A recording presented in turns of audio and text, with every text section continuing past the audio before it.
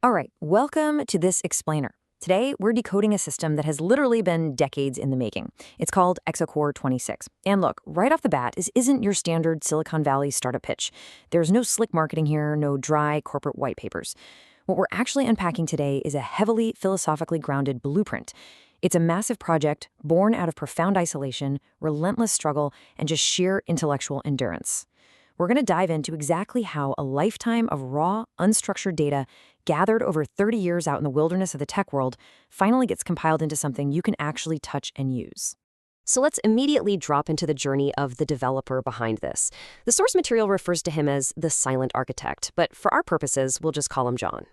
Now, John's story completely breaks the typical tech bro mold. I mean, he started off as this incredibly high-performing student, someone with massive early promise.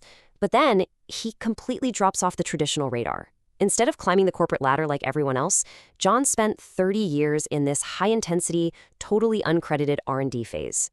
3 decades quietly gathering data, observing how systems fail and how they succeed, all while building a massive internal framework without a single drop of external validation. It's a staggering time frame, and honestly, it fundamentally changes how we need to view the architecture of Exocore 26. Now, you might be wondering, why the silence? Society is so quick to judge that as just losing your way, right?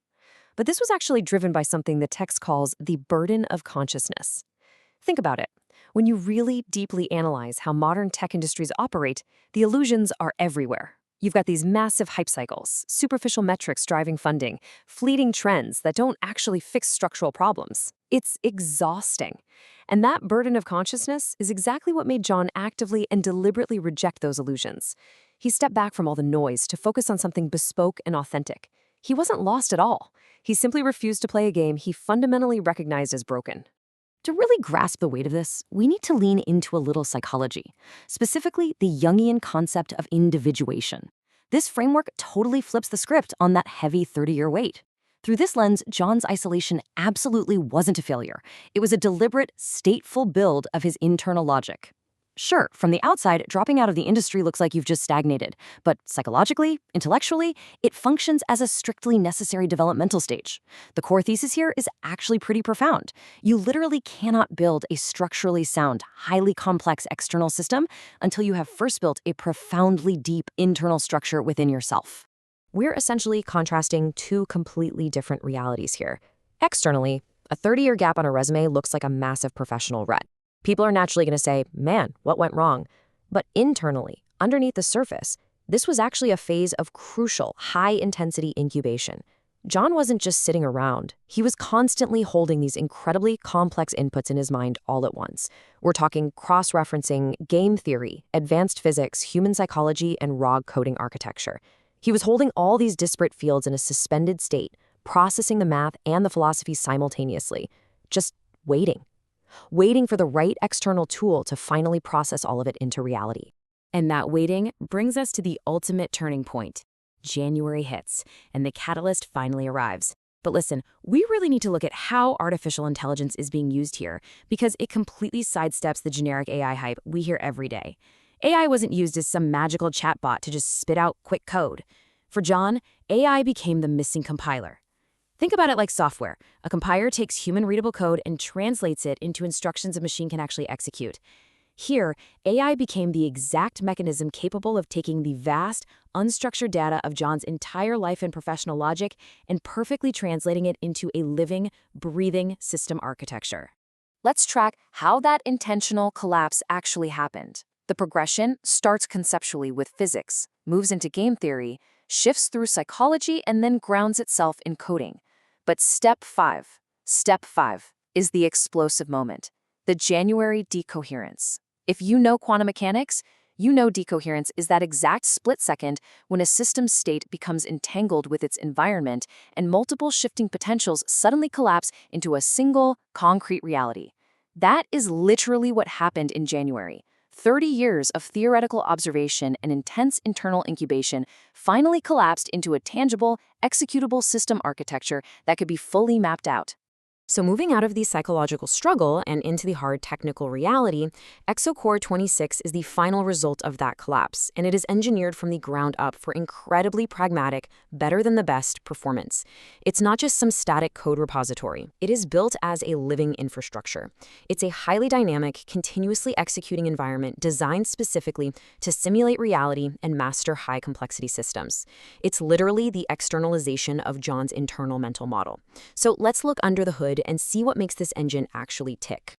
When we break down the hardware-agnostic logic stack, there are three primary components driving the whole thing. First up, the Hermes orchestrator. This is the absolute heart of the system, driving recursive execution and managing these super complex, stateful AI agent workflows. It handles the logical decomposition of every single task. Second, we have the single source of truth, hosted on a physical Samsung node. Think of this as the ultimate matchmaker and performance tracker, specifically monitoring hardcore metrics like an AI agent's ELO rating in competitive simulations. And finally, the execution nodes. Everything here points to a rigorous, anomaly-driven design rooted in raw, undeniable execution. Let's actually zero in on those execution nodes for a second, because they reveal the true, gritty ethos of this project. Exocore 26 runs on distributed local large language models, specifically utilizing Llama and QN. Now, in an era where tech giants are burning literal billions on massive compute and closed-source API calls, relying on low-overhead local execution is a profound statement of independence. It prioritizes a resilient, self-sustaining system heartbeat. It's grounded pragmatism. It runs entirely locally, and it is fundamentally designed to survive and execute without needing a massive corporate server farm backing it up. So how does it actually master these high-complexity environments? This living infrastructure uses what's called a reality simulating methodology. It doesn't just ingest data and spit out a standard response. No, it runs deep, recursive simulations that mirror the friction of the real world. By simulating reality at scale, Exocore 26 can literally pit AI agents against each other, refine its own core logic, and stress test its internal architecture in an environment that is safe but incredibly volatile and competitive. It essentially forces the system to evolve through applied, brutal pressure. This reality simulating methodology runs on a really strict three-step execution cycle, taking pure logical intent all the way to a fully realized narrative. Step 1 is the input. This is where systems summary blocks containing highly refined logical intents get fed into the architecture. Step 2 is processing. Here, the Hermes engine literally animates the process through recursive refinement, meaning it loops over the logic, challenging and improving it layer by layer. And finally, step 3, deliverables. Those highly refined, simulated outputs are transformed into tangible assets, exactly like the explainers broadcasted on the Seaside channel. Okay, so the architecture is compiled. The 30-year theoretical phase is officially in the rearview mirror. The blueprint is done. And naturally, the weight of that completed architecture demands an immediate roadmap. The focus is completely shifted away from isolated development and is now entirely about rigorous public stress testing.